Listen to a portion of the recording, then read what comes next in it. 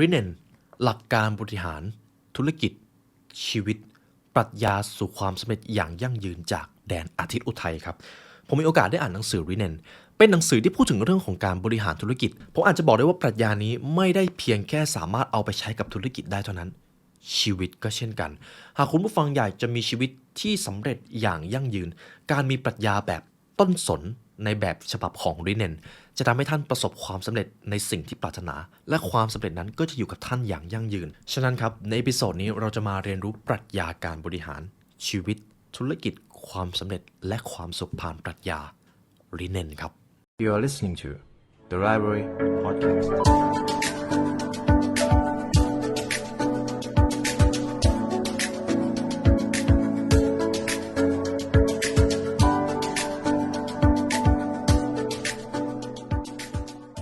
ตำราสู่ความสำเร็จและเนื้อหาพิเศษจากเรา The Library Premium Content รับชมทั้ง2ช่องทางได้แล้ววันนี้ทั้ง YouTube Membership และ www.thelibrarylearn.com เพราะการเรียนรู้จะทำให้คุณเป็นอิสระริเนนปรัชญาการบริหารแบบญี่ปุ่นครับผมมีโอกาสได้อ่านหนังสือเล่มนี้รู้สึกได้เลยว่ามันไม่ใช่แค่ในแง่มุมของการทำธุรกิจหากคุณผู้ฟังมีความฝันไม่ว่าจะเป็นเรื่องอะไรก็ตามถ้าเรารู้จักปรัชญาริเนนครับสิ่งที่คุณฝันจะทำให้คุณประสบความสำเร็จอย่างยั่งยืนไม่ว่าจะเป็นเรื่องอะไรต้องบอกก่อนว่าปรัชญาญี่ปุ่นเป็นอีกปรัชญาหนึ่งที่ผมค่อนข้างหลงไหลทำไมญี่ปุ่นถึงมีบริษัทอายุที่มากกว่า100ปีมากที่สุดในโลกคำถามนี้เป็นคำถามที่น่าสนใจครับเขาได้จัดอันดับว่าในแต่ละประเทศจะมีอยู่ไม่กี่บริษัทที่มีอายุยืนยาวถึง100ปีอันดับที่2 3จะเป็นของเยอรมันกับฝรั่งเศสนะครับแต่อันดับที่1คือญี่ปุ่นครับเพราะอะไรทำไมญี่ปุ่นถึงสามารถสร้างบริษัทที่ประสบความสำเร็จและอยู่อย่างยั่งยืนได้มากที่สุดนี่แหละครับคือแก่นที่น่าสนใจ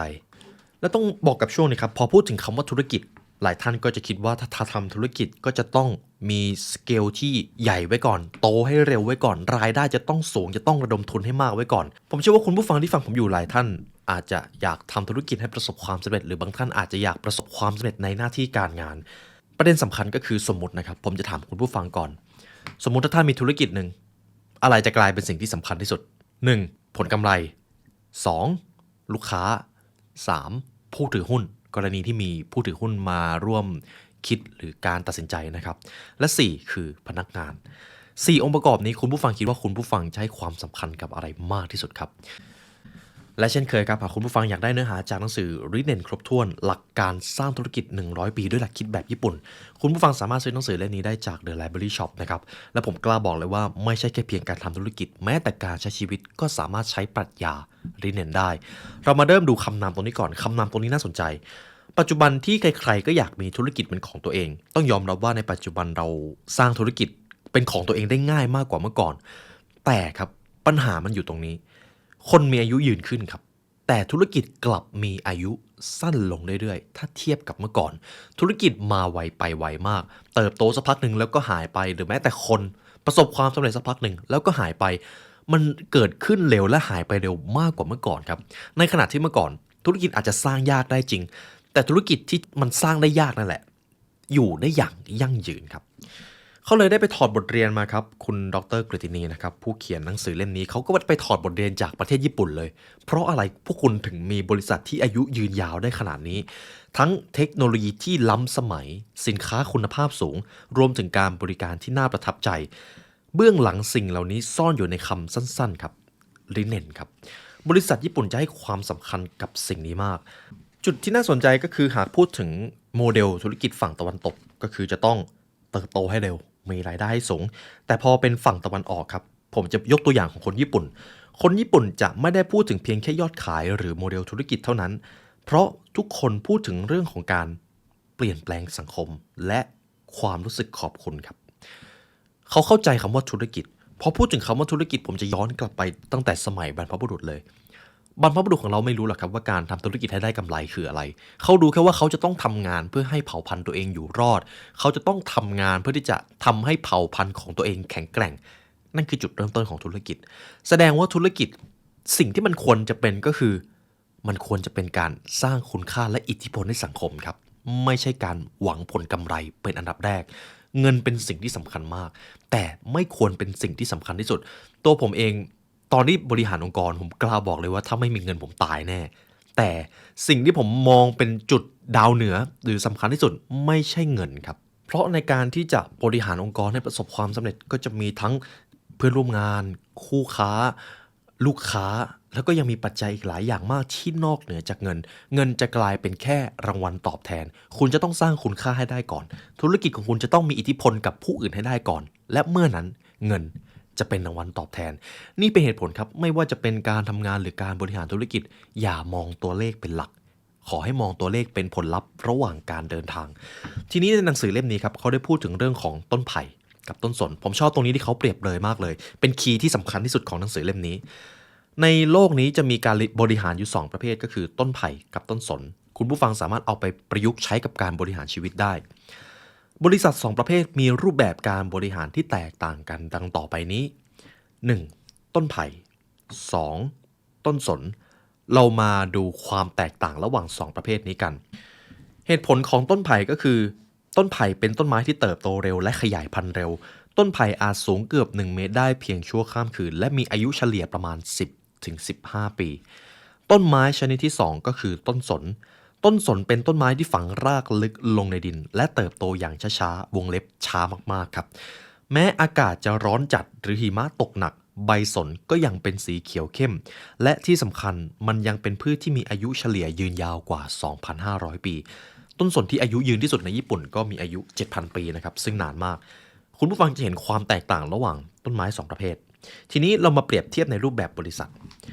หากพูดถึงสิ่งที่สำคัญในการมีอยู่ของบริษัทเราจะเรียกสิ่งนั้นว่าวิชั่นครับหรือวิสัยทัศน์หรือปณิธานบริษัทที่เป็นต้นไผ่มักจะตั้งเป้าหมายของบริษัทที่เกี่ยวข้องกับการเติบโตและผลประกอบการผู้บริหารบางคนเร่งสร้างผลกำไรให้งดงามเพราะหวังที่จะขายกิจการต่อทำให้ผมนึกถึงสตาร์ทอัพก่อนเลยหรือแม้แต่การทำงานคนที่ทำงานแบบต้นไผ่จะทำงานเพื่อเงินเดือนความก้าวหน้าการได้ย้ายไปอยู่บริษัทที่ให้ผลตอบแทนที่สูงกว่าผมต้องบอกกันว่าไม่ใช่เรื่องผิดเลยอันนี้คือต้นไผ่บางคนมีคติพจน์และปรัชญาอันสวยหรูแต่ทุกครั้งที่พูดคุยกับพนักงานหรือเพื่อนร่วมงานเขาก็มักจะสนใจแต่ยอดขายกับจำนวนลูกค้าคุณผู้ฟังลองคิดดูว่าตอนนี้บริษัทของคุณเป็นต้นไผ่หรือต้นสนประเภทที่2คือต้นสนนะครับผู้บริหารของบริษัทต้นสนจะมองว่าบริษัทหรือธุรกิจมีหน้าที่รับใช้สังคมครับเป้าหมายของบริษัทคือการทำให้ลูกค้ามีชีวิตที่ดีขึ้นและช่วยพัฒนาสังคมผู้บริหารและพนักงานจะพูดกันบ่อยๆถึงเรื่องของจิตวิญญาณของบริษัทเขาจะพูดอยู่เสมอว่าเขาได้สร้างคุณค่าอะไรให้สังคมหรือเขาต้องการที่จะสร้างอิทธิพลอะไรให้สังคมได้อีกบ้างนี่คือบริษัทต้นสนอันนี้คือวิชั่นของบริษัทนะครับข้อที่1ข้อที่2การให้ความสำคัญกับผู้เกี่ยวข้องทางธุรกิจคู่ค้านั่นเองการจะบริหารธุรกิจคุณก็จะต้องมีซัพพลายเออร์จะต้องมีคู่ค้าจะต้องมีทีมอื่นๆหรือเอาซอร์สที่คอยมาช่วยให้ธุรกิจคุณประสบความสำเร็จฉะนั้นในการดำเนินธุรกิจจะมีผู้เกี่ยวข้องทั้ง5ฝ่ายเช่นพนักงานคู่ค้าลูกค้าผู้ถือหุ้นและสังคมครับบริษัทที่เป็นต้นไผ่จะให้ความสำคัญกับผู้ถือหุ้นเป็นลำดับแรกครับผู้ถือหุ้นก็คือคนที่มีอำนาจในการตัดสินใจในบริษัทนะครับมีอำนาจมากหรือน้อยก็ขึ้นอยู่กับว่าถือหุ้นปริมาณเท่าไหร่เนื่องจากผู้ถือหุ้นเป็นผู้ลงทุนสนับสนุนบริษัทผู้บริหารที่เป็นบริษัทต้นไผ่จะสนใจผู้ถือหุ้นจะไม่ค่อยสนใจลูกค้าและเพื่อนร่วมงานเท่าไหร่นักปัญหาของบริษัทประเภทนี้ก็คือเมื่อมีผลประกอบการดีครับพนักงานจะได้รับผลตอบแทนได้โบนัสดีมากเลยมีสวัสดิการต่างๆพร้อมแต่เมื่อเกิดเศรษฐกิจไม่ดีครับบริษัทประเภทต้นไผ่อาจต้องเลิกจ้างหรือไล่พนักงานออกเพื่อลดต้นทุนอันนี้จะเป็นประเภทที่1ประเภทที่2คือต้นสนบริษัทต้นสนจะให้ความสำคัญกับพนักงานเป็นลำดับแรกนี่คือคีย์ครับผู้บริหารเชื่อว่าหากพนักงานมีความสุขพนักงานก็จะปฏิบัติกับลูกค้าด้วยความสุขและพลังงานบวกเช่นกันลำดับถัดมาคือคู่ค้าทางธุรกิจลูกค้าและสังคมส่วนผู้ถือหุ้นอยู่ในลำดับสุดท้ายนี่คือบริษัทต้นสนบริษัทประเภทนี้จึงมีสวัสดิการที่ดีให้กับพนักงานเป็นหลักเขาให้ความสำคัญกับพนักงานเป็นอันดับแรกเลยหากพนักงานไม่มีความสุขเขาจะไม่สนใจผลกำไรเขาจะไม่สนใจลูกค้านี่คือบริษัทต้นสนครับทีนี้แม้จะเผชิญกับภาวะเศรษฐกิจตกต่ำก็จะไม่มีการไล่พนักงานออก แต่ทุกคนจะล่มหัวจมท้ายไปด้วยกันผู้บริหารจะพยายามรักษาบริษัทไว้อย่างเต็มที่ทีนี้มันก็จะมีประเด็นถกเถียงถ้าอย่างนั้นแล้วบริษัทต้นสนเขาจะเจอวิกฤตในการเก็บคนไว้มากเกินไปหรือเปล่าเพราะไม่มีการผลัดเปลี่ยนคนเลยตรงนี้แหละครับเป็นประเด็นที่ถกเถียงแต่ถ้ามองในระยะยาวเลยบริษัทที่เป็นต้นสนจะทำให้พนักงานรักองค์กรครับสิ่งที่สำคัญที่สุดขององค์กรไม่ใช่ผลกำไรไม่ใช่โมเดลธุรกิจแต่เป็นคนที่ผลักดันวิสัยทัศน์ให้เกิดขึ้นในโลกแห่งความเป็นจริงคนที่ทำงานนั่นเองนี่คือสิ่งที่สำคัญที่สุดสำหรับองค์กรครับถ้าองค์กรไม่สามารถทำให้คนทำงานมีความสุขได้ความสำเร็จอย่างยั่งยืนมันจะกลายเป็นเรื่องเพ้อฝันในทันทีทีนี้หากคุณผู้ฟังมาถึงตรงนี้หากใครเป็นคนที่ชอบเรียนรู้ในเรื่องของสตาร์ทอัพจะรู้สึกว่ามันขัดกับหลักการในยุคศตวรรษที่21มากเลยเพราะต้นสนครับบริษัทที่เป็นต้นสนจะเติบโตช้ามากในขณะเดียวกันบริษัทที่เราเรียกกันว่าสตาร์ทอัพจะเติบโตให้เร็วโดดลงจากเหวแล้วก็จะต้องประกอบเครื่องบินให้ทันอันนั้นคือบริษัทสตาร์ทอัพซึ่งแน่นอนบริษัทสตาร์ทอัพสามารถสร้างผลกำไรและอิทธิพลได้ในระยะเวลาอันสั้นทีนี้ผมจะยกตัวอย่างถึงธุรกิจที่มีอยู่จริงบนโลกนี้ Uber ครับ Uber เป็นบริษัทที่สร้างขึ้นมาเพื่อเห็นแล้วว่าโอ้โหปัญหาในการเรียกแท็กซี่เนี่ยมันเยอะมากเลยบางทีก็จะต้องลุ้นว่าคนแท็กซี่ที่ขับรถมารับเราจะเป็นคนที่ดีหรือเปล่าในตอนนั้นครับบริษัท Uber ก้าวเข้ามาแก้ปัญหาการเดินทางโดยแท็กซี่ผู้โดยสารไม่ต้องยืนรอและสามารถเรียกรถเมื่อไหร่ก็ได้การเปลี่ยนประสบการณ์ย่ำแย่ให้กลายเป็นความประทับใจสร้างคุณค่าให้แก่ผู้บริโภคอย่างแท้จริงทำให้ Uber หลังจากนั้นครับครองตำแหน่งสตาร์ทอัพที่มีมูลค่าสูงที่สุดบริษัทสามารถขยายธุรกิจอย่างรวดเร็วโดยเปิดบริการเกือบ70ประเทศทั่วโลกแต่หลังๆมาครับในช่วงหลังๆ Uber กลับเริ่มมีข่าวด้านลบออกมาเรื่อยๆครับกรณีพิพาทกับหน่วยงานท้องถิ่นมีปัญหากับบริษัทแท็กซี่ข่าวอื้อฉาวเรื่องพนักงานถูกล่วงละเมิดทางเพศพนักงานติดสารเสพติดผู้ถือหุ้นกดดันให้ผู้บริหารลาออกจนในที่สุดผู้ร่วมก่อตั้งและ CEO ของบริษัทก็ต้องลาออกทุกท่านเห็นอะไรไหมครับบริษัท Uber สามารถทำให้คนรู้จักเขาได้ในระยะเวลาอันสั้นแต่ครับกลับเจอปัญหาในภายหลังเพราะไม่ได้สร้างระบบหรือสร้างรากฐานให้ยั่งยืนมากพอก็เลยเจอระเบิดเวลาลูกนี้นั่นเองทีนี้ถ้าหากพูดถึงบริษัทต้นสนเดี๋ยวผมจะยกตัวอย่างในภายหลังความมหัศจรรย์ของบริษัทต้นสนครับถึงแม้บริษัทจะเติบโตอย่างช้าๆหรือช้ามากเลยก็ตามแต่หลายครั้งผลประกอบการของพวกเขาจะเป็นที่น่าพอใจลูกค้าจะชื่นชมพูดถึงบริษัทในแง่ดีพนักงานจะไม่ลาออกถึงแม้ในช่วงเศรษฐกิจตกต่ำพนักงานอาจจะถูกลดสวัสดิการหรือลดเงินเดือนพวกเขาก็จะไม่ลาออกเพราะพวกเขาทำด้วยใจซึ่งแน่นอนครับผมเชื่อว่าทุกท่านที่ทำงานอยากทำงานกับบริษัทที่สามารถส่งต่อคุณค่าให้กับสังคมได้ให้ความสำคัญกับพนักงานมากกว่าผลกำไรทุกท่านอยากทำงานในบริษัทแบบนี้ถึงแม้ผลตอบแทนอาจจะไม่ได้สูงกว่าแต่ทุกท่านก็จะรู้สึกว่าทุกๆเช้าที่ตื่นมาทำงานท่านมีแรงบันดาลใจนั่นเองและสิ่งที่บริษัทต้นสนทำมันธรรมดามากครับผู้บริหารหลายคนมองว่าสิ่งเหล่านี้ดูเหมือนปาฏิหาริย์แต่พวกเขาไม่ได้ทำอะไรพิเศษเลยพวกเขาทำสิ่งที่มันธรรมดา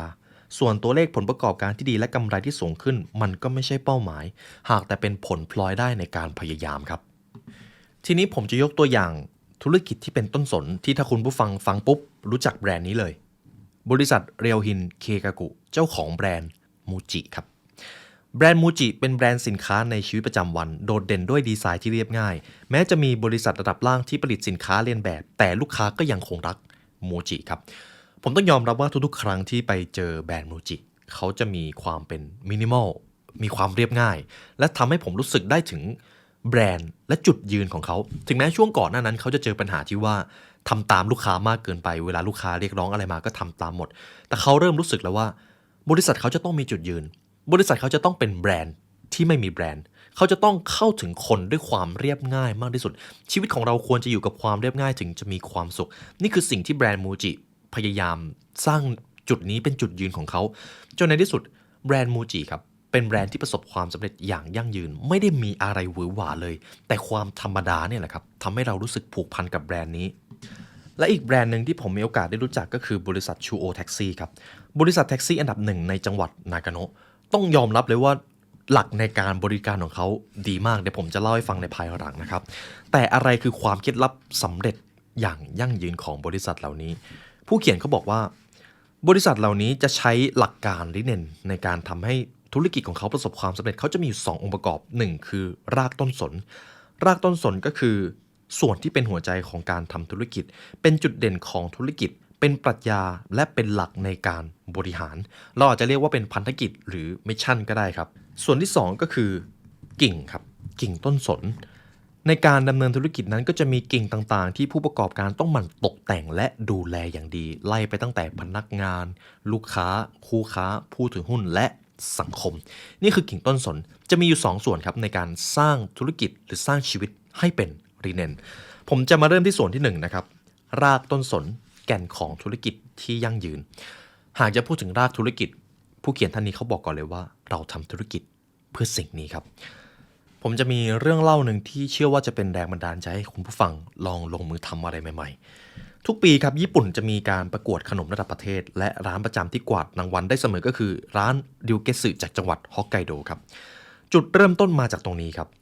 บริษัทริวเกสึก่อตั้งขึ้นในปี 1947 โดยคุณทามุระฮิเดยะ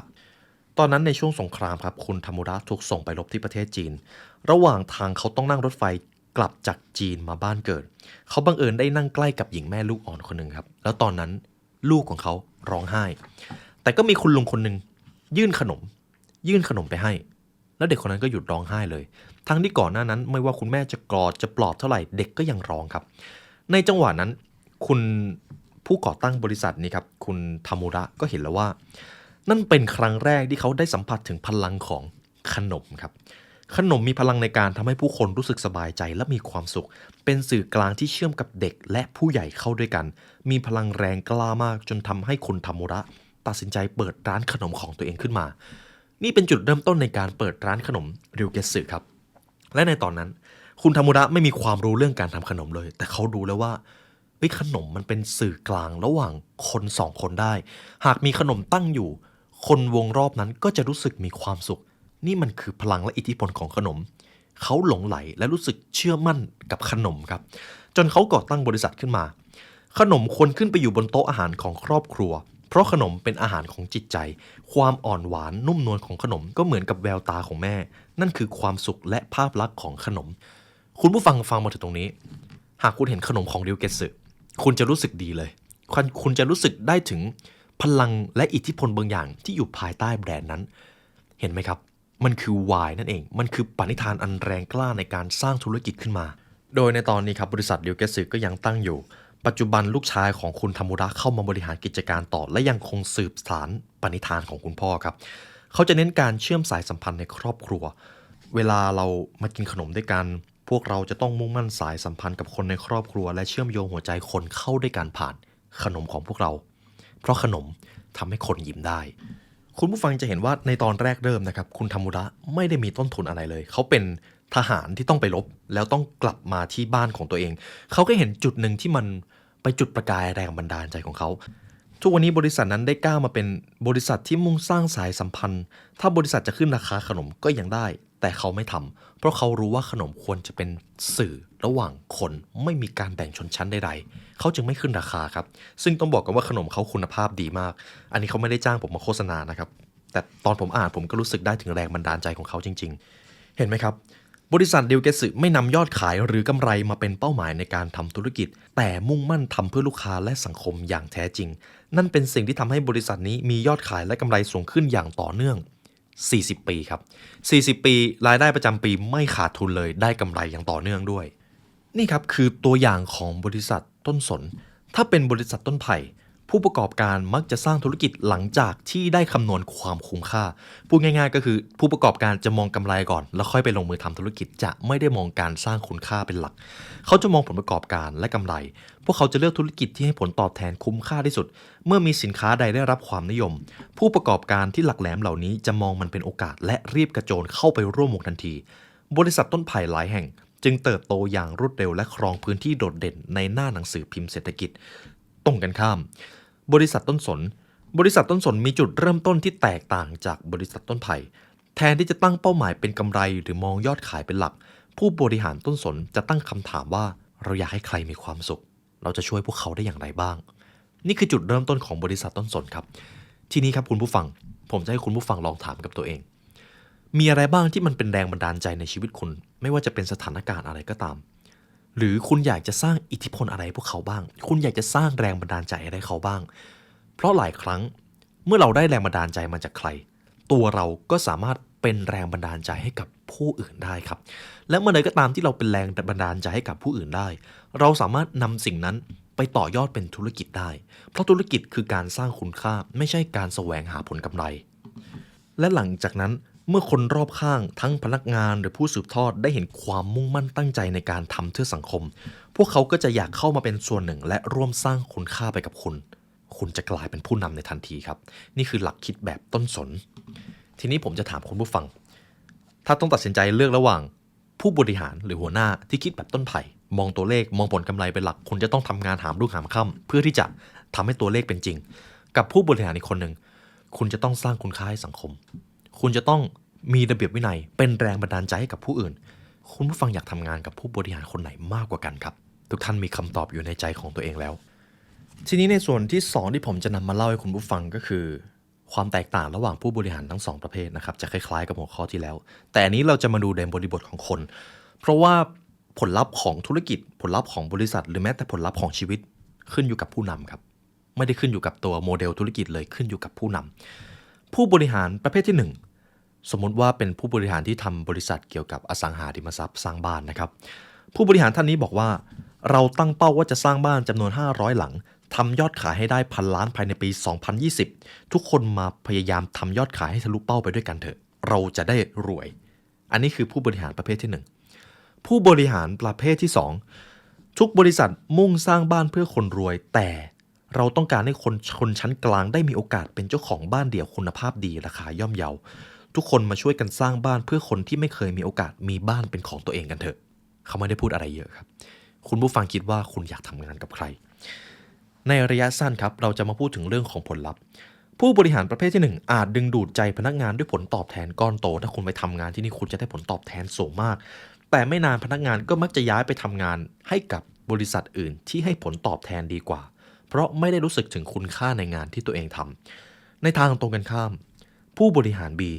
จะชี้ให้พนักงานเห็นคุณค่าและความหมายของการทำงานในระยะยาวพนักงานจะรู้สึกภาคภูมิใจในงานที่ตัวเองทำนี่คือผลลัพธ์ที่จะเกิดขึ้นครับมีผลลัพธ์แค่นี้เลยทีนี้ปัญหาก็คือต้องยอมรับว่าบริษัททุกวันนี้ส่วนใหญ่นะครับมองตัวเลขเป็นหลักโดยเฉพาะบริษัทที่อยู่ในเชิงของสตาร์ทอัพและก็บริษัทที่เป็น SME ที่ต้องการกระโดดเข้าไปอยู่ในเทรนด์เขาจะมองเรื่องตัวเลขเป็นหลักเลยปัญหาที่มันจะตามมาก็คือพอคนโดยเฉพาะคนรุ่นใหม่เข้าไปทำงานเขารู้สึกว่างานที่เขาทำเนี่ยมันไม่ได้ตอบโจทย์กับสังคมเท่าไหร่รายได้มันอาจจะดีก็จริงแต่เขาไม่ได้รู้สึกอยากตื่นมาทำงานเลยคนรุ่นใหม่ก็จะลาออกครับนี่คือสิ่งที่มันเกิดขึ้นโดยเฉพาะคนรุ่นผมนะครับต้องยอมรับว่าคนรุ่นใหม่รู้สึกว่าสังคมกับงานมันควรจะไปในทางเดียวกันงานควรจะสร้างคุณค่าให้กับสังคมทีนี้ผู้เขียนหนังสือเล่มนี้ครับเขาจะอธิบายคำว่าริเนนก่อนริเนนมาจากคำว่าริซึ่งแปลว่าเหตุผลผสมกับคำว่าเนนซึ่งหมายความว่าสติคำว่าริเนนจึงมีความหมายว่าเหตุผลที่เกิดจากสติ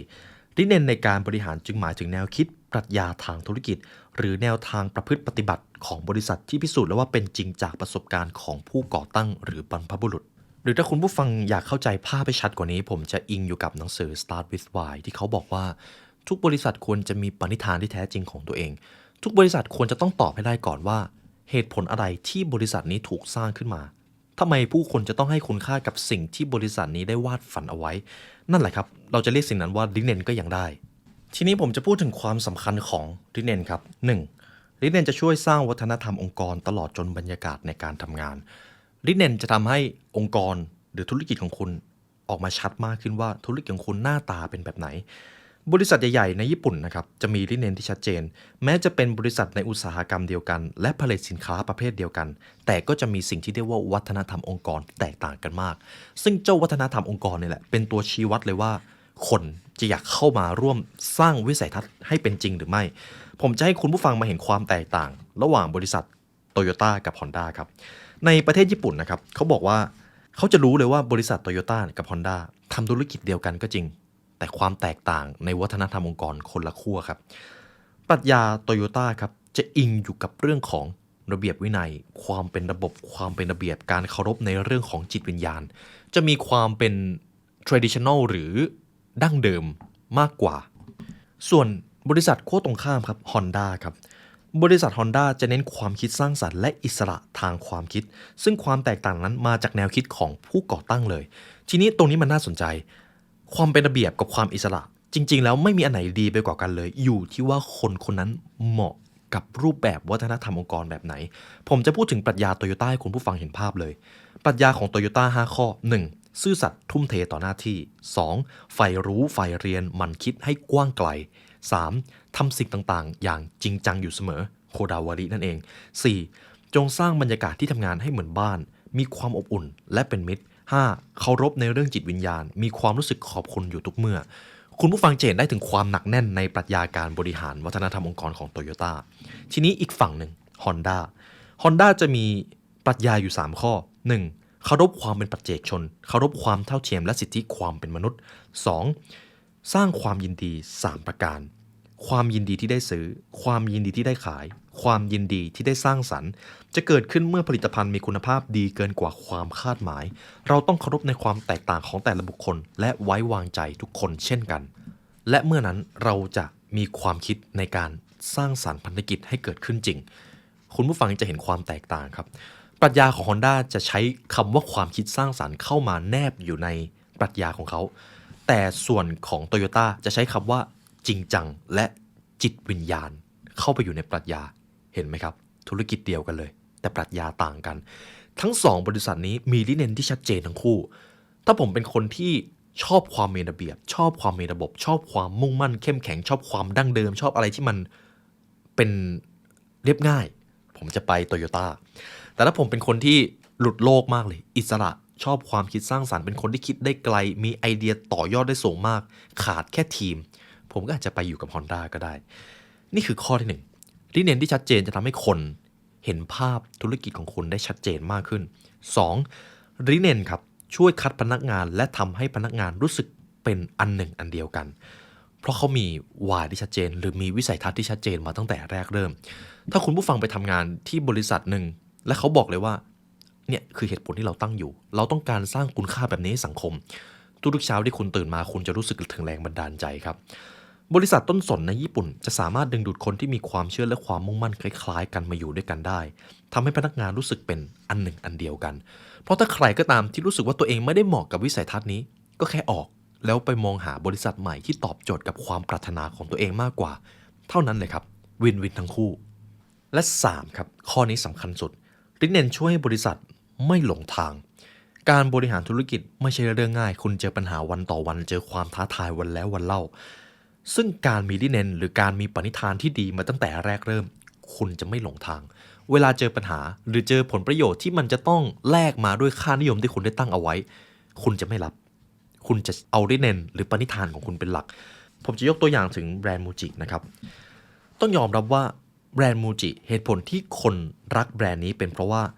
เขาไม่ได้สนใจเลยว่าโลกเทรนด์มินิมอลจะปังหรือจะได้รับความนิยมขนาดไหนเขาไม่ได้สนใจเพราะเขาต้องการตั้งใจที่จะนำสินค้าดีๆมาขายให้ผู้บริโภคในราคาย่อมเยาเขาเลยไม่ได้ติดแบรนด์ไม่ได้ทำสีอะไรให้มันฉูดฉาดหรือหวือหวาคนก็เลยรักแบรนด์นี้นั่นเองแต่เผอิญครับมูจิก็เคยหลงทางเหมือนกันครับแต่เขาสามารถกลับมาได้เร็วมากในตอนนั้นเมื่อเศรษฐกิจญี่ปุ่นเริ่มตกต่ำมูจิกลับได้รับความนิยมมากขึ้นพอได้รับความนิยมมากขึ้นโอกาสแนวโน้มความสำเร็จของธุรกิจมันก็สูงมากขึ้นเช่นกันแต่ปัญหาก็คือเมื่อผู้บริโภคเรียกร้องมากขึ้นมูจิก็ทำตามผู้บริโภคเพื่อรับผลกำไรมากกว่าที่จะแสดงลิเนนของตัวเองในตอนนั้นครับมูจิทำเสื้อผ้าเด็กที่จะต้องมีสีสันสดใสน่ารักทำตามความเห็นของผู้บริโภคจากแบรนด์ที่ชื่อว่าของดีราคาถูกจึงเริ่มเลือนหายไปเพราะในตอนนั้นเขามีสินค้าที่ขายเป็น 6,000 กว่าประเภทมาซาอากิคันไนครับอดีต CEO ของมูจิก็เลยเล่าให้ฟังในช่วงนั้นว่าในสมัยที่มูจิได้รับความนิยมสูงสุดความสำเร็จกลับทำให้พวกเขาหยิ่งพยองจนเริ่มเกิดบรรยากาศในบริษัทว่าถ้าหากทำอะไรออกมาแล้วขายได้ผลกำไรดีก็ทำโดยไม่ได้สนลิเนนของตัวเองแม้แต่เสื้อสีแดงมากๆเขาก็เคยทำขายและขายได้ด้วยเขาก็เลยยิ่งหลงทางเข้าไปใหญ่จนถึงจุดหนึ่งครับมูจิเคยผลิตรถยนต์ด้วยครับแม้แต่โทรศัพท์มือถือก็เคยออกแบบตอนนั้นถ้าเขากลับตัวไม่ทันบริษัทมูจิอาจจะไม่ได้ยืนให้เราเห็นอยู่ทุกวันนี้ในที่สุดลูกค้าในตอนนั้นเริ่มว่ามูจิไม่ใช่มูจิแล้วความนิยมของแบรนด์ก็ค่อยๆเสื่อมลง ในตอนนั้นเขาเริ่มมากางปัญหาออกเลยว่ามันเกิดปัญหาอะไรขึ้นเขากลับมาดูที่ลิเนนของตัวเองเขาเห็นเลยว่าจริงๆแล้วเหตุผลที่เราตั้งมาในตอนแรกเราต้องการเป็นแบรนด์ที่ต้องการเสริมสร้างชีวิตให้ผู้คนดีขึ้นแต่ในสิ่งที่เราทำทุกวันนี้เรากำลังทำเพื่อผลกำไรฉะนั้นแล้วอย่ากระนั้นเลยเราจะต้องโละโมเดลที่กำลังทำอยู่ออกให้หมดแล้วกลับไปเป็นแบบดั้งเดิมเขาเลยได้ข้อสรุปในตอนนั้นครับเราต้องการเป็นแบรนด์ที่ต้องการสร้างชีวิตผู้คนให้ดีขึ้นโดยรักษาแก่นแท้ของความเรียบง่ายครับซึ่งสิ่งนี้เป็นสิ่งแรกที่เขาตั้งไว้ตั้งแต่แรกเริ่มเพียงแค่ว่าเขาอาจจะหลงทางเล็กน้อยเท่านั้นเองและเขาก็กลับมาได้ในที่สุดจนในทุกวันนี้เวลาเราเข้าห้างโมจิรับรู้ได้เลยว่ามินิมอลเรียบง่ายนั่นเองฉะนั้นจึงได้ข้อสรุปว่าหากมองเผินๆโมจิอาจจะดูเหมือนเป็นแบรนด์ที่ทำอะไรหลายอย่างทั้งสินค้าชีวิตประจำวันร้านอาหารตลอดจนสินค้าที่มีเอกลักษณ์ของต่างประเทศแต่แท้จริงแล้วปณิธานของเขาตั้งแต่แรกเริ่มก็คือการสร้างชีวิตของผู้คนให้ดีขึ้นด้วยความเรียบง่ายนี่แหละครับคือจุดที่สำคัญของแบรนด์เขา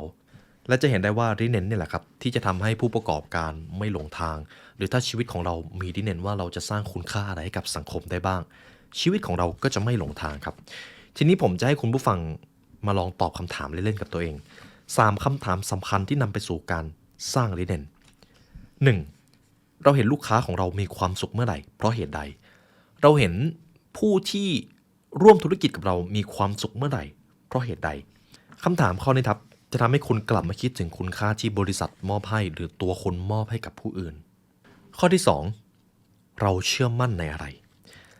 อะไรคือสิ่งที่เรายึดมั่นหรือเชื่อมั่นในการทำงานหรือธุรกิจสิ่งนี้อาจจะเป็นหลักปรัชญาคำสอนของบรรพบุรุษหรือคุณธรรมที่นำมาใช้เป็นหลักการดำเนินธุรกิจก็ว่าได้คุณผู้ฟังเชื่อมั่นในอะไรอะไรคือสิ่งที่คุณมองว่าเป็นหลักปรัชญาในการใช้ชีวิตนี้เลยนี่คือค่านิยมที่คุณจะไม่มีวันทำลายแน่ๆคือสิ่งที่คุณจะยึดถือไปทั้งชีวิตลองกำหนดค่านิยมของตัวเองออกมาก็ได้ครับนั่นแหละครับคือสิ่งที่คุณเชื่อมั่นบางคนอาจจะเป็นความซื่อสัตย์บางคนอาจจะเป็นความเรียบง่ายบางคนอาจจะเป็นความทันสมัยบางคนอาจจะเป็นความมั่นคงหรือแม้แต่สุขภาพก็ยังได้คุณเชื่อมั่นในอะไรครับ 3. อะไรคือสิ่งที่เราพร่ำสอนหรือต้องการที่จะบอกกับผู้คนมันจะอิงอยู่กับข้อที่แล้วอะไรคือสิ่งที่คุณมักจะพูดกับคนรอบข้างอยู่เสมอเวลามีคนมาขอคำแนะนำคุณจะแนะนำเรื่องราวทำนองนี้ไปเสมอเลยเช่นต้องขยันต้องมีเป้าหมายต้องเรียนรู้อะไรคือสิ่งที่คุณมักจะให้คำแนะนำนั่นแหละครับคือปณิธานหรือค่านิยมที่คุณเองอาจจะยังไม่รู้ว่านั่นคือตัวตนที่แท้จริงของคุณมันต้องเขียนออกมาครับลองเขียนออกมาก็ได้ถ้าคุณเขียนออกมาคุณจะเจอริเนนที่เจือจางของตัวเองอยู่แล้วอีกไม่นานเจ้าริเนนที่เจือจางนั้นมันจะเข้มขึ้นเรื่อยๆแล้วมันจะกลายเป็นต้นสนในชีวิตคุณนั่นเองทีนี้ในส่วนที่2ครับจะเป็นส่วนสุดท้ายผมจะพูดถึงกิ่งสนถ้าคุณมีรากที่แข็งแรงแล้วคุณก็จะต้องมีกิ่งความสำเร็จที่ยิ่งใหญ่ไม่สามารถสร้างได้ด้วยตัวคนเดียวคุณจะต้องพึ่งพาคอนเนคชันพึ่งพาพนักงานพึ่งพาลูกค้าแน่นอนคุณต้องพึ่งพาแน่ๆฉะนั้นคุณจะต้องให้ความสำคัญลำดับตามนี้ครับสำหรับปรัชญาริเนนกิ่งสนเปรียบเสมือนกิ่งที่ขยายแผ่ซ่านอิทธิพลไปสู่สังคมสิ่งแรกที่คุณจะต้องเป็นให้ได้ก่อนก็คือการเป็นบริษัทที่ดีครับการเป็นธุรกิจที่ดีหรือการเป็นคนทำงานที่ดีก็ยังได้ฉะนั้นการทำงานที่ดีคืออะไรล่ะคุณจะต้องให้ความสำคัญกับอะไรบ้างผู้เขียนหนังสือเล่มนี้ครับเขาได้บอกก่อนว่าส่วนแรกเราจะพูดถึงรากซึ่งผมพูดไปแล้วนะครับส่วนที่2เราจะพูดถึงกิ่งได้แก่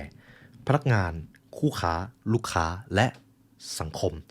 จากกรณีศึกษาของบริษัทต้นสนญี่ปุ่นการนำริเนนเป็นพื้นฐานและยืนหยัดแตกกิ่งก้านสาขาจากรากนั้น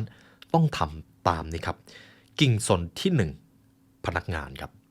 พูดให้อีกอย่างก็คือพนักงานคือกิ่งที่เป็น first priority หรือเป็นลำดับความสำคัญแรกสุดครับพนักงานคือคนที่สำคัญที่สุดทั้งองค์กรหรือแม้ถ้าพนักงานคนนั้นเป็นเพื่อนร่วมงานคุณเขาก็เป็นส่วนที่สำคัญที่สุดที่จะทำให้องค์กรวิสัยทัศน์ขององค์กรเป็นจริงนั่นเองผมจะยกตัวอย่างถึงบริษัทต้นสนที่ให้ความสำคัญกับพนักงานและสามารถดึงดูดให้คนเก่งอยู่กับบริษัทของเขาได้บริษัทนั้นชื่อว่าบริษัทอิเดมิสึครับเป็นบริษัทน้ำมันหล่อลื่นตอนนั้นเขาได้เล่าถึงริเนนและ7สิ่งมหัศจรรย์ของบริษัทอิเดมิสึอันนี้เป็นหลักปรัชญาในการบริหารคนของเขาเขาจะมีอยู่7อย่าง 1. ไม่มีการไล่ออกแค่ข้อนี้ตอนแรกผมก็รู้สึกว่าเป็นเรื่องที่ท้าทายมากไม่มีการไล่ออกเลยบางบริษัทอาจตัดสินใจไล่พนักงานออกเมื่อเศรษฐกิจไม่ดีแต่บริษัทอิเดมิสึมองว่าพนักงานคือคนในครอบครัว ถ้าครอบครัวอดอยากปากแห้งเราจะไล่สมาชิกออกจากบ้านหรือไม่แน่นอนไม่ใช่ไหมครับฉะนั้นไม่ว่าอะไรจะเกิดขึ้นต่อให้บริษัทจะขาดทุนก็จะต้องทำให้ธุรกิจของเขาสร้างผลลัพธ์หรือสร้างผลประกอบการและเอามาหล่อเลี้ยงพนักงานให้ได้บริษัทจะไม่ไล่ออกทุกคนจะอยู่รอดนี่คือปรัชญาข้อที่1ข้อที่2ไม่มีระบบเกษียณพนักงานจะทำงานถึงอายุเท่าไหร่ก็ได้บริษัทอิเดมิสึไม่ได้มองว่ายิ่งพนักงานอายุมากประสิทธิภาพก็จะยิ่งลดลงไม่เลยเขามองว่าพนักงานสูงอายุเป็นประสบการณ์อันล้ำค่าที่สามารถเอาความรู้มาส่งต่อให้กับคนรุ่นหลังได้ถ้าหากคนนั้นอายุเยอะแต่ถ้ายังเห็นว่าตัวเองยังทำงานไหวมีสิทธิแสดงความคิดเห็นก็สามารถทำงานได้บริษัทจะไม่บีบให้ออกปรัชญาข้อที่3ไม่มีสหภาพแรงงานบริษัทญี่ปุ่นส่วนใหญ่ไม่มีสหภาพแรงงานเพราะให้ความสำคัญกับพนักงานหากพนักงานไม่ได้รับความยุติธรรมจากนายจ้างก็สามารถตั้งกลุ่มแล้วตั้งตัวเองเป็นสหภาพแรงงานได้นะครับแต่สำหรับบริษัทลิเนนจะไม่มีสหภาพแรงงานข้อที่4ไม่มีการตอกบัตรเข้างานครับอันนี้ท้าทายมากเนื่องจากบริษัทอิเดมิสึเชื่อมั่นและศรัทธาในตัวพนักงานตั้งแต่แรกเริ่มการตอกบัตรจึงไม่ต่างอะไรกับการตั้งสมมติฐานบนความกลัวและความไม่เชื่อใจฉะนั้นพนักงานไม่ต้องตอกบัตรเพราะบริษัทเชื่อใจพนักงานข้อที่5ไม่ประกาศเงินเดือนเพราะเขามองว่าเงินเดือนเป็นสิ่งที่เป็นผลตอบแทนในการทำงานไม่จำเป็นต้องเอาไปอวดอ้างใคร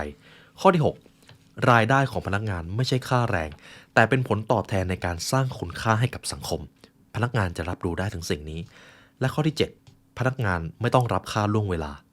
พูดง่ายๆเลยก็คือเงินเดือนของพนักงานเยอะจนไม่ต้องขอค่าล่วงเวลาอยู่แล้วทุกคนสามารถมีชีวิตอย่างมั่นคงได้จะได้ไม่ต้องมาภาวะพะวงด้านหลังสามารถสนุกไปกับการทำงานได้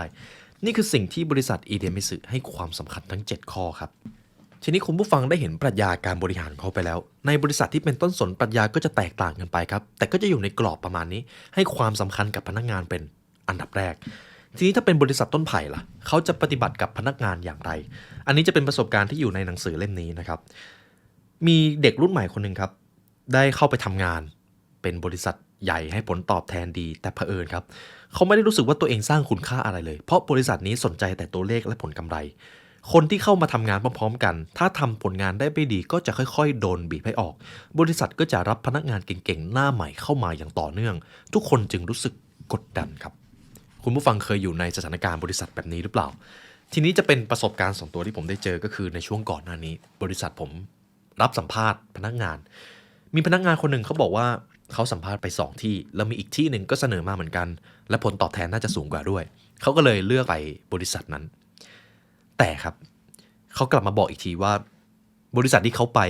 กดดันมากเลยสนใจแต่ตัวเลขไม่รู้สึกว่าได้สร้างคุณค่ากับสังคมในงานที่ทำเลยจนตอนนี้เขาออกมาแล้วก็มาขอสัมภาษณ์กับบริษัทผมใหม่คุณผู้ฟังเห็นอะไรไหมครับถึงแม้บริษัทจะให้ผลตอบแทนดีแต่ถ้าไม่สามารถทำให้คนรู้สึกถึงคุณค่ากับงานที่ทำได้มันจะไม่ยั่งยืนครับแต่สิ่งหนึ่งที่ผมเชื่อว่าผมให้ความสำคัญมากเลยก็คือผู้นำองค์กรจะต้องรู้ความฝันของผู้ตามผมจะต้องรู้ความฝันของพนักงานนั่นเองถ้าผมไม่รู้ว่าความปรารถนาในชีวิตของเขาคืออะไรชีวิตของเขาจะต้องประสบความสำเร็จในด้านไหนผมก็จะไม่มีทางรู้เลยว่างานที่เขาทำอยู่เขาสนุกกับมันหรือเปล่าการที่เขามาทำงานทุกวันเขาได้เข้าใกล้เป้าหมายความสำเร็จมากขึ้นหรือไม่ถ้าผมไม่รู้เป้าหมายของเขาผมจะตอบไม่ได้เลยฉะนั้นในฐานะผู้นำผมจะต้องรู้เป้าหมายผู้ตามและผู้ตามก็จะต้องรับรู้ได้ถึงปณิธานในงานที่ตัวเองทำซึ่งแน่นอนครับเป็นเรื่องที่ท้าทายมากตอนที่ผมเริ่มบริหารองค์กรแรกๆสิ่งหนึ่งที่ผมไม่เคยชอบเลยคือการประชุมเพราะการประชุมครับผู้นำจะต้องเอาวิสัยทัศน์ที่มันคลุมเครืออยู่ในหัวออกมาสื่อสารกับผู้ตามให้ได้มากที่สุดสื่อสารบ่อยๆสื่อสารจนตัวเองเบื่อครับผมต้องทำแบบนั้นเลยแต่เห็นได้ชัดว่าเมื่อผมเปลี่ยนรูปแบบจากการโฟกัสเพียงแค่ตัวเลขมาเปลี่ยนเป็นโฟกัสที่วิชั่นโฟกัสที่ปณิธานทุกคนมีความสุขมากขึ้นทุกคนมีกำลังใจในการตื่นเช้ามาทำงานมากขึ้นและทำให้ผมเห็นเลยว่าหลังจากนั้นลูกค้าผลตอบแทนมันจะตามมาทีหลังเองถามว่าผมไปเอาความรู้และปรัชญาการบริหารเหล่านั้นมาจากไหนส่วนหนึ่งก็คือรีเนนเนี่ยแหละครับเพราะผมจำได้ว่าตอนแรกที่ผมตั้งองค์กรผมก็ตั้งองค์กรตามแบบฉบับคนรุ่นใหม่เลยเงินรายได้จะต้องมองตัวเลขจะต้องมองสถิติเป็นหลักจะต้องดู Data Analysis ให้เป็นแต่พอทำธุรกิจไปเรื่อยๆเริ่มรู้สึกตัวว่าเริ่มหลงทางครับ ทำให้ผมโชคดีได้มาเจอบทเรียนนี้ปณิธานและวิสัยทัศน์ต่างหากที่สำคัญมันคือจิตวิญญาณในการทำธุรกิจสิ่งนี้ไม่มีอะไรมาทดแทนได้ไม่มีผลกำไรไม่มีตัวเลขไหนจะมาทดแทนเจ้าจิตวิญญาณนี้ได้ฉะนั้นจิตวิญญาณจะต้องอยู่สูงที่สุดฉะนั้นผมจะสรุปการบริหารพนักงานของบริษัทต้นสนครับบริษัทต้นสนมองว่าพนักงานเป็นทรัพย์สินความสัมพันธ์ระยะยาวกับพนักงานคือทรัพย์สินที่มีค่าที่สุดของบริษัทดังนั้นพนักงานคือคอนเนคชั่นที่ใหญ่ที่สุดและล้ำค่าที่สุดข้อที่2พนักงานเปรียบเสมือนคนในครอบครัวเป็นกำลังสำคัญที่ช่วยให้วิสัยทัศน์กลายเป็นความจริงตอนที่ผมบริหารองค์กรผมจำได้ว่าผมเอาเช็คลิสต์นี้ไปบริหารคนในองค์กรนะครับดูแลพนักงานอย่างดีทั้งสภาพแวดล้อมการทำงานและให้ผลตอบแทนอย่างเหมาะสมเพราะผมมองว่าความมั่นคงในชีวิตของเขาก็เป็นสิ่งที่สำคัญหากพนักงานมาทำงานในบริษัทผมและชีวิตไม่มั่นคงเขาก็ไม่อยากทำอยู่ดีต่อให้สภาพแวดล้อมมันจะดีขนาดไหนก็ตาม2จิตใจครับเขาต้องมีความสุขพวกเขาจะต้องเห็นคุณค่าของงานที่ตัวเองทำ3ผู้นำต้องขอบคุณและขอโทษให้เป็น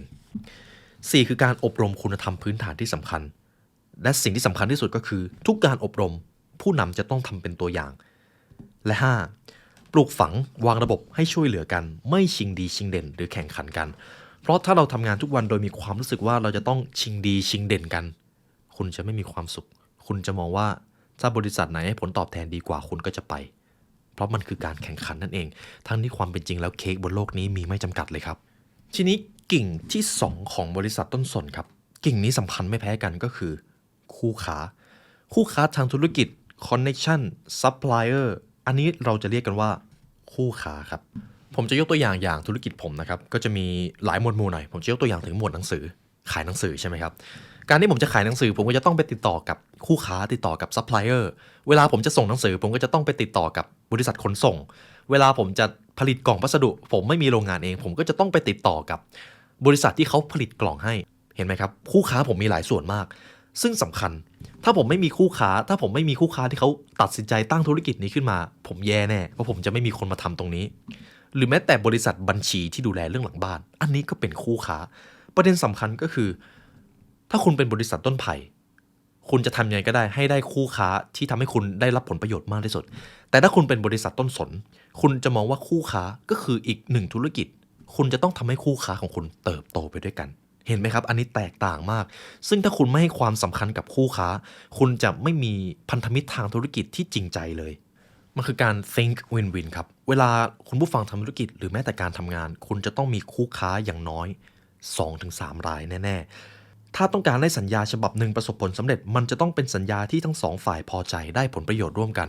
แต่เมื่อใดก็ตามถ้าเราเป็นคนที่เป็นเขาเรียกว่าเทเกอร์หรือเป็นผู้รับเวลาไปเจรจากับใครก็สนใจแต่ผลประโยชน์ของตัวเองไม่ได้สนใจของประโยชน์ผู้อื่นเลยคุณไปบีบเค้นเขาไปขอต่อราคาจนเขาขาดทุนอีกไม่นานครับต่อให้คุณจะได้ดีลนั้นมาก็จริงแต่เขาจะไม่อยากร่วมงานกับคุณบ่อยคุณก็จะเสียความสัมพันธ์ที่จริงใจไปเลยฉะนั้นการบริหารคู่ค้ากิ่งนี้สำคัญมากข้อที่1คำนึงถึงผลประโยชน์ของคู่ค้าด้วยอย่าให้เขาเสียเปรียบข้อที่2ช่วยเหลือคู่ค้าบางครั้งคู่ค้าของเราก็ต้องเจอวิกฤตบ้างครับเพราะเขาก็เป็นอีกธุรกิจหนึ่งเหมือนกันถ้าคุณสามารถช่วยเหลือคู่ค้าได้มันจะเป็นสิ่งที่โดดเด่นขึ้นมาในธุรกิจของคุณเลยและคุณจะได้รับรางวัลบางอย่างกลับมาผมจะยกตัวอย่างให้คุณผู้ฟังเห็นภาพนะครับในวงการธุรกิจค้าส่งและค้าปลีกขนมในญี่ปุ่นเมื่อร้านค้าจำหน่ายขนมไม่หมดก็จะสามารถส่งวัตถุดิบกลับคืนไปที่ซัพพลายเออร์ได้เพราะว่าต้องยอมรับว่าประเทศญี่ปุ่นธุรกิจขนมแข่งขันกันสูงมากโดยเฉพาะที่เป็นซัพพลายเออร์นะครับเขาก็เลยจัดโปรโมชั่นมาเลยถ้าคุณซื้อวัตถุดิบจากเราไปแล้วขายไม่หมดส่งคืนได้แต่ปัญหามันก็เกิดครับสมมุติผมเป็นซัพพลายเออร์ลูกค้าผมซื้อวัตถุดิบไปแล้วขายไม่หมดและเขาส่งกลับคืนมาผมไม่สามารถเอาวัตถุดิบนั้นกลับไปขายให้กับลูกค้าท่านอื่นต่อได้เพราะขนมมันอาจจะเสียวัตถุดิบมันอาจจะเริ่มเสียแล้วสุดท้ายผมก็ต้องทิ้งวัตถุดิบเหล่านั้นไปผมก็ขาดทุนโดยเปล่าประโยชน์ใช่ไหมครับนั่นแหละครับคือปัญหาของซัพพลายเออร์ร้านขนมโดยเฉพาะร้านที่เพิ่งมาใหม่โอ้โหพอลงมาเล่นตลาดนี้โดนส่งวัตถุดิบคืนมาเพียบเลยแล้วก็ต้องคืนเงินไปให้เขาด้วยร้านขนมร้านหนึ่งเห็นปัญหานี้ครับก็เลยเห็นใจซัพพลายเออร์ร้านขนมโยชิยะจึงตัดสินใจทำสิ่งที่ร้านอื่นไม่ทำกันเขาซื้อขาดและไม่มีระบบการคืนสินค้าพูดง่ายๆเลยก็คือผมเป็นร้านขนมผมซื้อวัตถุดิบมาจากซัพพลายเออร์และผมบอกเลยว่าผมไม่คืนครับถ้าผมขายไม่หมดเดี๋ยวผมรับไว้เองเพราะผมเห็นว่าคุณกำลังเจอปัญหานี้ คุณผู้ฟังเห็นไหมครับร้านขนมโยชิยะตัดสินใจทำในสิ่งที่บริษัทอื่นไม่ทำกันมันคือการช่วยเหลือคู่ค้าเพราะประธานทาเคชิท่านได้กล่าวไว้ว่า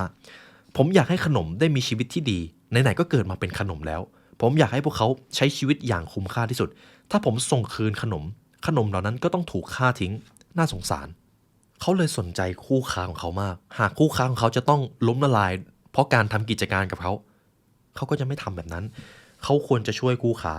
ทางร้านตัดสินใจเข้ามาช่วยเหลือโดยแบกรับความเสี่ยงและหาวิธีจัดการกับความเสี่ยงนั้นแทนทั้งหมดก็เพราะความปรารถนาดีที่มีต่อคู่ค้านั่นเองทีนี้ผลลัพธ์ที่มันจะตามมาคุณจะได้พันธมิตรทางธุรกิจที่จริงใจแน่ๆและในอนาคตเชื่อเลยครับในเชิงธุรกิจแล้วการมีคอนเนคชั่นที่จริงใจมีคู่ค้าที่คุณสามารถไว้ใจได้มันมีค่ายิ่งกว่าผลกำไรไม่รู้กี่เท่าครับมีค่ากว่ามากๆทีนี้ถ้าเป็นมุมมองของบริษัทต้นไผ่ก็อย่างที่ผมได้บอกไปในตอนแรกจะดูเลยว่าคู่ค้าหรือพันธมิตรทางธุรกิจไหนที่ให้ราคาดีที่สุดก็เอาธุรกิจนั่นแหละไม่ได้สนว่าเรื่องของมารยาทเรื่องของการสร้างความสัมพันธ์เป็นอย่างไรถ้าเป็นบริษัทต้นไผ่จะไม่ค่อยสนแต่ถ้าเป็นบริษัทต้นสนจะมองความสัมพันธ์มากกว่าส่วนราคาค่อยเป็นปัจจัยรองครับฉะนั้นผมจะถามคุณผู้ฟังในกรณีที่ท่านเป็นคนบริหารธุรกิจคุณเห็นว่าผู้อื่นเป็นส่วนหนึ่งที่ทำให้ธุรกิจของคุณดำเนินไปได้ด้วยดีหรือมองว่าเป็นหนี้สิน 2. ในการทำธุรกิจร่วมกันคุณนึกถึงผลประโยชน์ของตัวเองฝ่ายเดียวหรือนึกถึงผลประโยชน์ของคู่ค้าด้วย 3. คุณได้ช่วยเหลือคู่ค้าอย่างเต็มที่หรือไม่ 4. คุณรู้สึกดีใจที่เห็นคู่ค้าเติบโตได้ดีและคุณต้องการเติบโตไปกับพวกเขาหรือไม่ลองเอาบทนี้เป็นเช็คลิสต์ดูครับผมเองก็ต้องทำด้วยกิ่งที่3ครับลูกค้าครับกิ่งนี้แน่นอนสำคัญครับลูกค้าบริษัทที่เป็นต้นสนจะรับฟังฟีดแบ็กจะไม่ทำอะไรตามอำเภอใจเขาจะฟังก่อนว่าลูกค้ามีปัญหาอะไรเขาจะมองปัญหาของลูกค้าเป็นหลักก่อนบริษัทต้นสนเวลาเห็นลูกค้ามีปัญหาเขาจะมองว่าปัญหานั่นแหละคือสิ่งที่เขาจะต้องจัดการให้ลูกค้าควรจะมีชีวิตที่ดีขึ้นในการใช้ผลิตภัณฑ์หรือบริการของพวกเขาฉะนั้นหลักการบริหารลูกค้าข้อที่1ทุ่มเทเพื่อลูกค้าครับตรงตัวครับทุ่มเทสร้างสินค้าและบริการที่ดีที่สุดเพื่อที่จะทำให้ชีวิตของพวกเขาสะดวกมากยิ่งขึ้นหรือได้ไปแก้ปัญหาบางอย่างให้ชีวิตของพวกเขา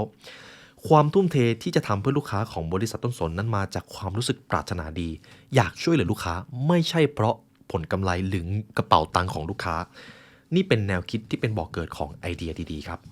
2. ไม่ได้ขายสินค้าแต่ขายความไว้วางใจ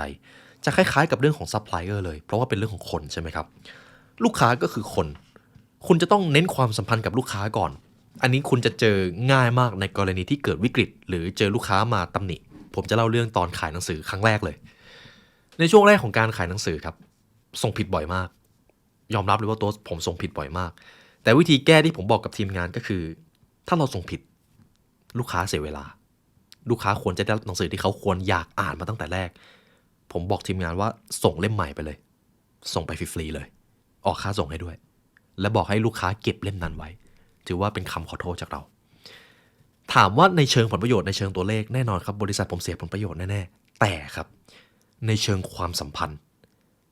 หลายครั้งที่ลูกค้าเหล่านั้นเลือกที่จะกลับมาเป็นลูกค้าที่ใช้ซ้ำเป็นลูกค้าที่พลักดีต่อแบรนด์เพราะผมตั้งใจสร้างความสัมพันธ์มากกว่าผลประกอบการนั่นเองมันเป็นอะไรที่คุ้มค่ามากครับหากเทียบกันแล้วนี่แหละครับคือการทำเพื่อลูกค้าการทุ่มเทเพื่อลูกค้าการทำเพื่อลูกค้าคือการมุ่งมั่นพัฒนาสินค้าและบริการเพราะอยากเห็นลูกค้ามีความสุขอย่างแท้จริงส่วนเรื่องความผิดพลาดในการบริหารธุรกิจอันนี้ก็ต้องแก้เหมือนกันในตอนแรกผมก่อตั้งธุรกิจมาโอ้โหจุดผิดพลาดเยอะมากแต่ก็ต้องยอมรับว่ามันเป็นสิ่งที่บางครั้งก็หลีกเลี่ยงไม่ได้ค่อยๆแก้ปัญหาไปเท่านั้นเองแต่ไม่ว่าอย่างไรเวลาลูกค้ามีปัญหาเราก็จะต้องแก้ปัญหาให้เขามุ่งสร้างความเชื่อมั่นและความเชื่อใจมากกว่าผลกำไรครับทีนี้ผมจะพาคุณผู้ฟังมาที่กิ่งสุดท้ายกิ่งที่4สังคมครับสังคมข้อนี้จริงๆแล้วมีความลึกซึ้งมากเลยเดี๋ยวผมจะค่อยๆไล่เรียงนะครับเป็นส่วนสุดท้ายแล้วอย่าเพิ่งหลับกันนะครับแนวคิดหนึ่งที่เป็นสิ่งที่แพร่หลายและโด่งดังในญี่ปุ่นคือหลัก3ได้ผู้ขายได้ผู้ซื้อได้และสังคมได้ everyone win นั่นเองทุกคนได้รับผลประโยชน์ความหมายของมันก็คืออย่าเห็นแก่ผลประโยชน์ของผู้ขายเพียงอย่างเดียวต้องหาทางให้ผู้อื่นได้ประโยชน์ตลอดจนสังคมก็ได้ประโยชน์ด้วยทีนี้พอวันหนึ่งคุณผู้ฟังทำงานคุณผู้ฟังมีธุรกิจคุณทำอะไรได้บ้างล่ะเพื่อสังคมวิธีที่ง่ายที่สุดและเป็นวิธีที่เราคิดไม่ถึงครับ ข้อที่ 1 จ่ายภาษีครับการจ่ายภาษีคือการคืนกำไรสู่สังคมที่ดีที่สุดหนังสือเล่มนี้ได้บอกไว้แบบนี้หลายท่านอาจจะคิดว่าแล้วถ้าเขาเอาภาษีของเราไปแล้วใช้ไม่คุ้มค่าล่ะเราควบคุมไม่ได้ครับแต่เรารู้ว่าอย่างน้อยมันจะต้องมีภาษีสักส่วนที่ได้ไปพัฒนาประเทศฉะนั้นการจ่ายภาษีคือการคืนกำไรสู่สังคมวิธีที่ดีที่สุดสิ่งที่สำคัญในการบริหารธุรกิจสิ่งที่คุณควรประหยัดคือค่าใช้จ่ายแต่ไม่ใช่ภาษีเพราะภาษีจะถูกเอาไปพัฒนาประเทศเขาได้บอกเอาไว้แบบนี้ครับการจ่ายภาษีเป็นหน้าที่ของประชาชนสำหรับนักธุรกิจการจ่ายภาษีคือการคืนกำไรสู่สังคมมันเป็นการแสดงความกตัญญูต่อประเทศชาติสาธารณูปโภคหรือบริการต่างๆที่ทำให้ธุรกิจสามารถขนส่งได้ถนนไฟฟ้าประปารถไฟหรือสนามบินสิ่งเหล่านี้ก็ล้วนเกิดจากภาษีตำรวจคอยปกป้องรักษาความปลอดภัยให้เรานั่นก็เป็นภาษีรถพยาบาลที่พร้อมจะรับคนบาดเจ็บไปที่โรงพยาบาลเพื่อไปทำการดูแลรักษาส่วนหนึ่งก็มาจากภาษีฉะนั้นการจ่ายภาษีอย่าได้หลีกเลี่ยงเลยครับเมื่อธุรกิจของคุณประสบความสำเร็จจ่ายภาษีครับ 2. ครับสำนึกรักท้องถิ่นหรือประเทศชาติทำยังไงก็ได้ให้สิ่งที่คุณทำสามารถพัฒนาประเทศชาติได้เมื่อคุณพัฒนาประเทศชาติได้หลังจากนั้นคุณจะต่อยอดไปพัฒนาโลกก็ยังได้แต่เริ่มต้นมาจากการสร้างคุณค่าให้ประเทศชาติหรือท้องถิ่นก่อน 3. ลูกค้าก็คือคนใช่ไหมครับลูกค้าเป็นประชาชนถ้าคุณทำให้ประชาชนมีความสุขได้คุณก็พัฒนาสังคมได้นั่นเอง 4. สร้างผู้นำรุ่นต่อไปเมื่อพูดถึงเรื่องลิเนนธุรกิจอยู่เป็นร้อยปีหรือพันปีคุณต้องจากไปก่อนธุรกิจอย่างแน่นอนฉะนั้นคุณก็จะต้องมีผู้นำรุ่นใหม่คุณจะต้องวางแผนสร้างคนอีกคนหนึ่งที่จะมานั่งแทนที่คุณด้วยฉะนั้นครับสรุปในเรื่องของสังคมการทำสังคมเริ่มต้นได้ง่ายๆด้วยการจ่ายภาษีจุดเริ่มต้นของการทำเพื่อสังคมของบริษัทต้นสนญี่ปุ่นเกิดจากความรู้สึกกตัญญูต่อผู้เกี่ยวข้องทางธุรกิจและการตอบแทนลูกค้านี่ก็เป็นบทเรียนที่ผมนำมาให้คุณผู้ฟังจากหนังสือรีเนนนะครับถามว่าปรัชญาบริหารธุรกิจของผมเป็นแบบไหนก็มาจากเล่มนี้แหละครับรีเนนต้องยอมรับว่าหนังสือเล่มนี้เป็นอีกเล่มหนึ่งที่ทำให้ผมได้กลับมาฉุกคิดว่าแท้จริงแล้วจุดเริ่มต้นทั้งหมดทั้งมวลของการทำงานและการทำธุรกิจจริงๆมันคืออะไรธุรกิจคือการแก้ปัญหาครับเท่านั้นเลยธุรกิจคือการแก้ปัญหาและการสร้างโอกาสให้ผู้คนแล้วเมื่อนั้นผลตอบแทนบางอย่างมันจะตามมา